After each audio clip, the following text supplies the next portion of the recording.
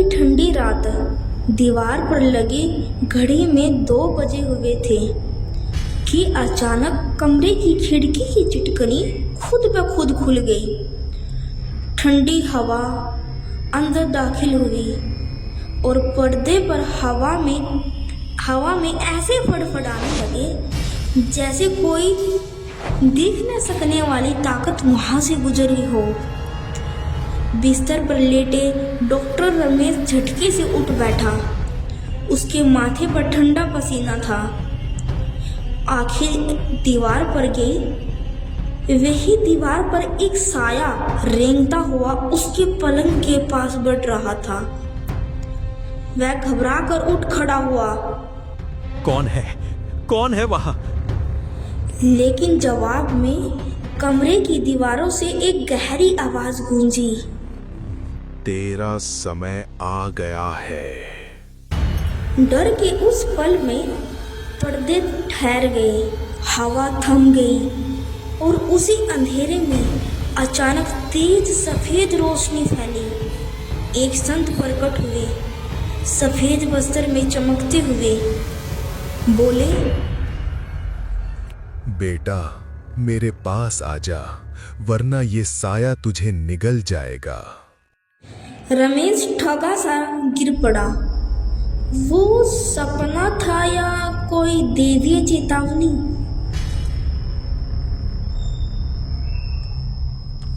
सुबह हुई तो सब सामान्य लगा। क्लिनिक में लोगों की भीड़ थी। सब कहते थे डॉक्टर साहब तो चमत्कारी हैं, पर क्या फायदा? दूसरों का इलाज करने वाले रमेश की अपनी जिंदगी धीरे धीरे टूट रही थी। घर में तनाव, पत्नी की शिकायतें और भीतर एक खालीपन। उसे सुकून सिर्फ कबीर साहिब जी के दोहे में मिलता था।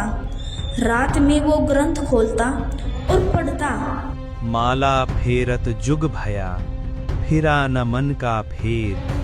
पर भक्ति से जीवन नहीं चल रहा था।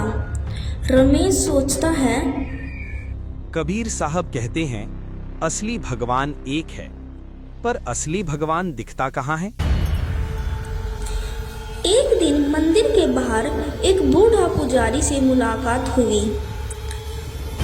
उस पुजारी ने कहा, देवों के देव महादेव ही सब बदल देंगे, बस शिव का जाप शुरू कर दे। उसने भी श्रद्धा से शिवलिंग खरीदा और घर में छोटा सा पूजा घर बनाया। हर सोमवार उपवास, हर शाम महादेव का जलाभिषेक करता। वो बिल्कुल बदल चुका था। वो चिल्लाकर कहता, हर हर महादेव। लीजिए, दरवाजे पर अब भगत की मूर्ति आ चुकी थी, पर अंदर का भय अब भी जिंदा था। रात में फिर वही हुआ। साया फिर लौटा।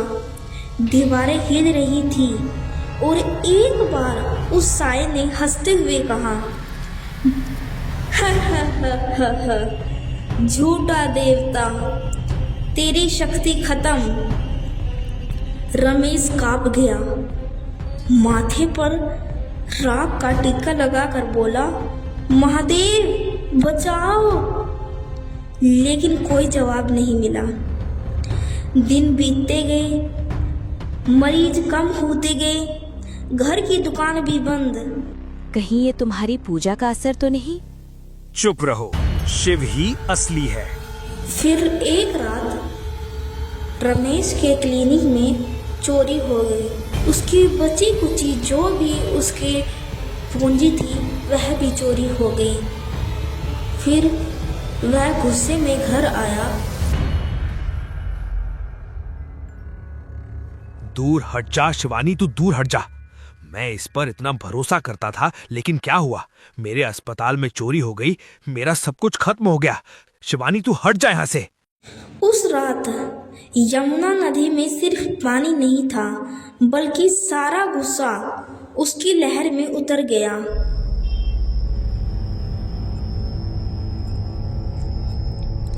रात के अंधेरे में वो शिवलिंग लेकर वहां पहुंचा और कहा,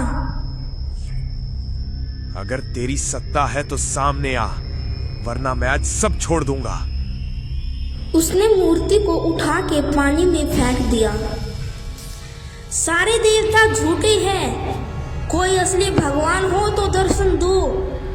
लेकिन सिर्फ लहरों की आवाज। रमेश घर लौटा। कमरा सूना था, दरवाजे बंद। वो बिस्तर पर गिरा और आंखें बंद की। नींद टूटते ही कमरे में वही तेज उजाला फैला। वो ही संत। वो बोले, बेटा मेरे पास आजा, समय आ गया है। रमेश डर गया। क्या ये संत सच्चे हैं या कोई भ्रम मुझे खा जाएगा? अगले दिन एक अजीब बात हुई। क्लिनिक में अचानक भीड़ लगी। लाखों का काम बन गया। ये सब कैसे हुआ? पता नहीं, कल रात कुछ देखा था। अब हर रात वही संत आते। वो जो बोलते सुबह सच हो जाता।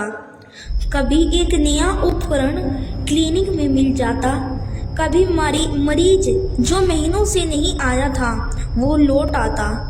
लेकिन हर रात के साथ एक साया भी करीब आ रहा था, कभी पर्दे के पीछे, कभी दर्पण में। इन सपनों ने उसकी जिंदगी बदलनी शुरू की, बट डर भी बढ़ता गया। क्या ये संत सच्चे हैं या कोई भ्रम मुझे खा जाएगा? और तभी एक रात साये ने फिर उसे दबोचा। वो चीखा, छोड़ दो मुझे। तभी वही रोशनी टूट पड़ी। संत ने आशीर्वाद का हाथ बढ़ाया। भय मत कर, सत्य अब सामने है। सुबह टीवी पर सत्संग चल रहा था। तभी आवाज आई, कबीर परमात्मा स्वयं पृथ्वी पर हैं। वर्तमान में वे संत रामपाल जी महाराज के रूप में लीला कर रहे हैं। जाओ और उनसे नाम दीक्षा लो और अपना कल्याण कराओ। रमेश का सिर टीवी की ओर घूम गया। वो वही चेहरा, वही सपनों वाला संत रामपाल जी महाराज। वो देखकर निशब्द बैठ गया। पिछले 1.5 महीने की हर घटना उसकी आंखों के आगे घूम रही थी। उसे लगा जैसे सब पजल का टुकड़ा जुड़ गया हो। वो तुरंत आश्रम पहुंचा, नाम दीक्षा ली, पहली बार सुकून की हवा में सांस ली। अब वही क्लिनिक, वही जीवन, पर अंदर अब कोई खालीपन नहीं।